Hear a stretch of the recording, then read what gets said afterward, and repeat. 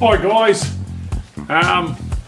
my next project is that I want to convert my speedometer lens from miles per hour to kilometres. And since we're in Australia, I mean we're all kilometres here, like Canada and a few other European places. It's just easy to just look down and see it. I mean, I'm used to miles per hour too, but something to do through this pandemic again that we've got on. So that's the lens. That's you can buy with the kilometres on it. Now, Dan Shark, they sell them. I believe other companies sell them too, but somebody's made them, and that's how I'm going to install it on this 57 4-door hardtop, and change the gear too, so the gear in the transmission is correct. Thank you.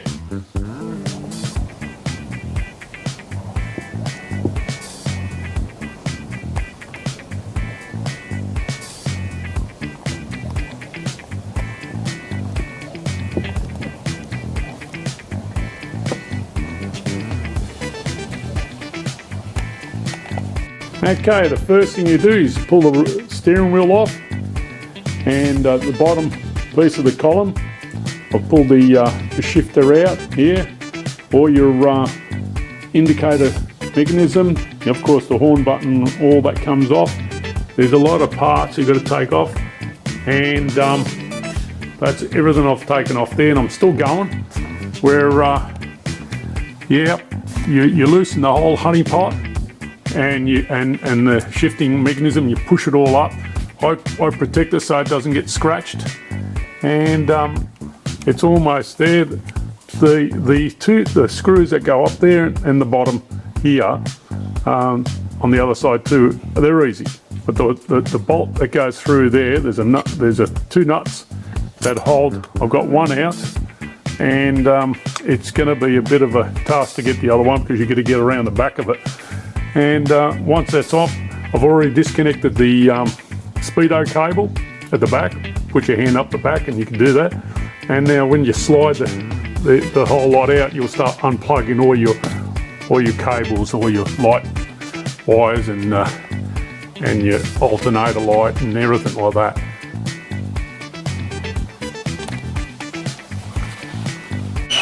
We're going to get this dash out, and we've just disconnected all the cables, and just gently get it out easily. Any more wires on there? Bit of a hook there. That's the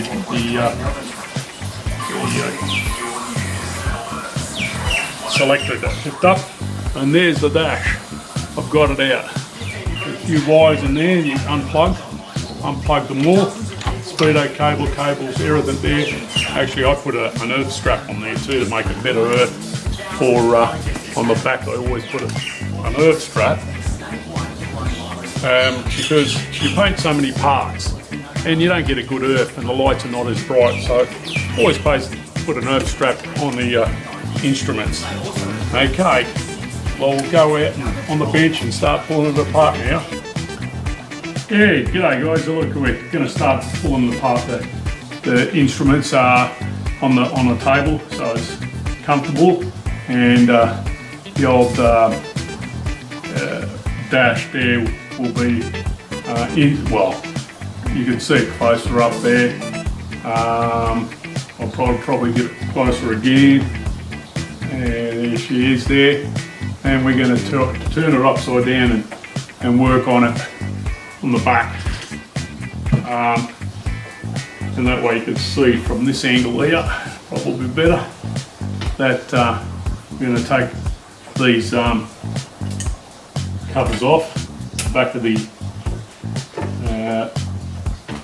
speedo dial.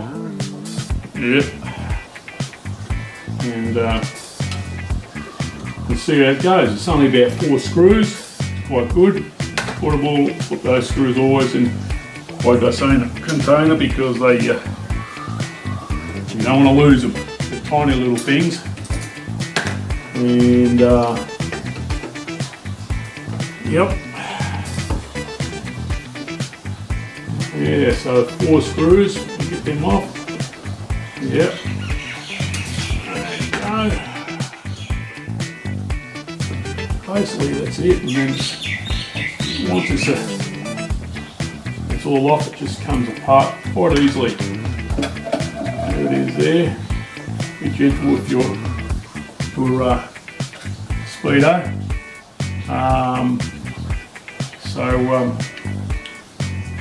Put that down here,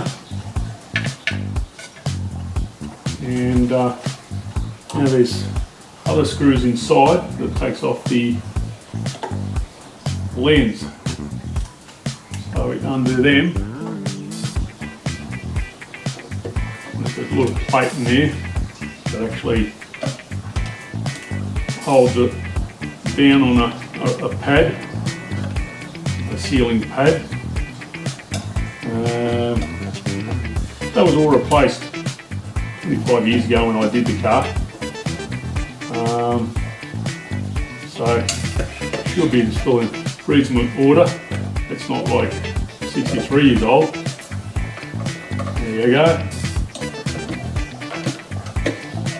There comes cover there. Cover goes like that. And it's a little bit stuck on there, isn't it? On that rubber. Oh, that's easily done. We'll just turn it around this way and I'll knock it through. Yep. And there it is. There's your miles per hour. Now I'm interested to see when you put the new one on top, how does it line up? How does the 100 kilometres and 60 mile an hour line up? Yeah, there it is. Spot on. 0 is right on. You see the zeros right on, and then there's your 100, which is virtually the same spot as the 60. Yeah, no, they've made it really nice, really nice. So we'll just put this back in reverse. Back in this way. Yep.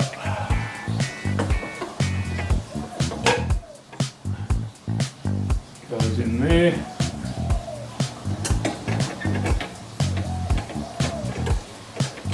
Yeah, we'll keep going through that, and I'll get it together soon. Well, there you have it. There it goes. There it is. We have it converted to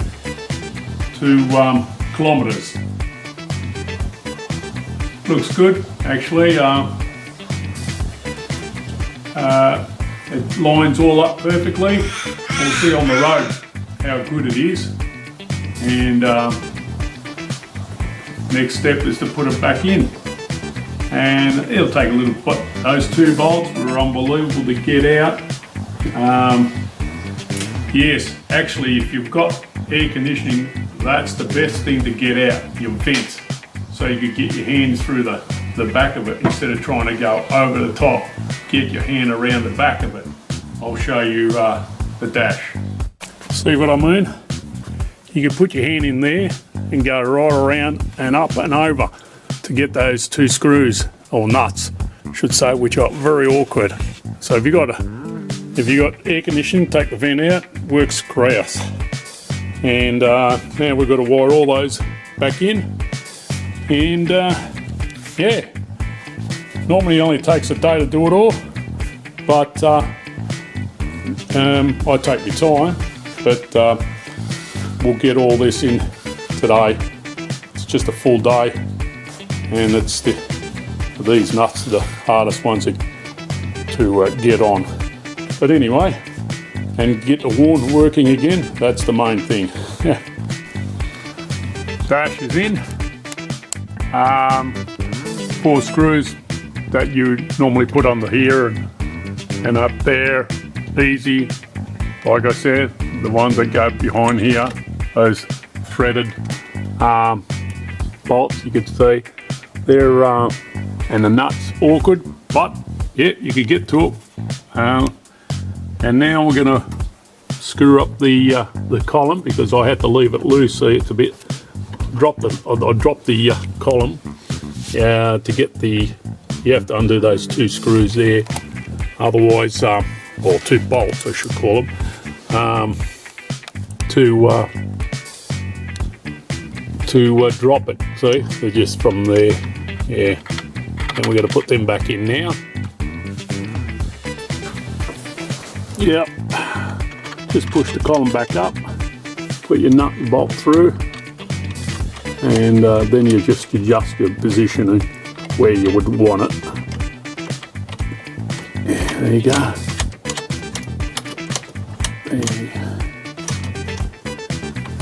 The other one, get in the way over there.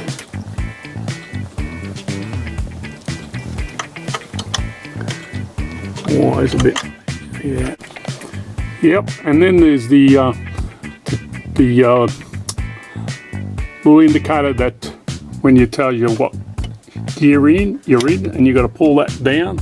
It's a hook, and you put that into it, into the little hook there on the column, and that'll change your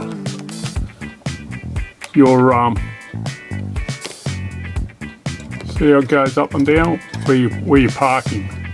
As I pull down, it tells you where it's going. That's park, reverse, neutral. So that's as I'm pulling that down, it makes that indication. So I've got to hook that on there. Don't forget to do that before you close up. And then line all your column up and tighten those 2 bolts. Now I'm going to bring down the honey pot down back to its position. You can see where the original wear mark is as that column moves up and down. You know, it must just used to touch a little bit, but that's how far up you have to bring it up.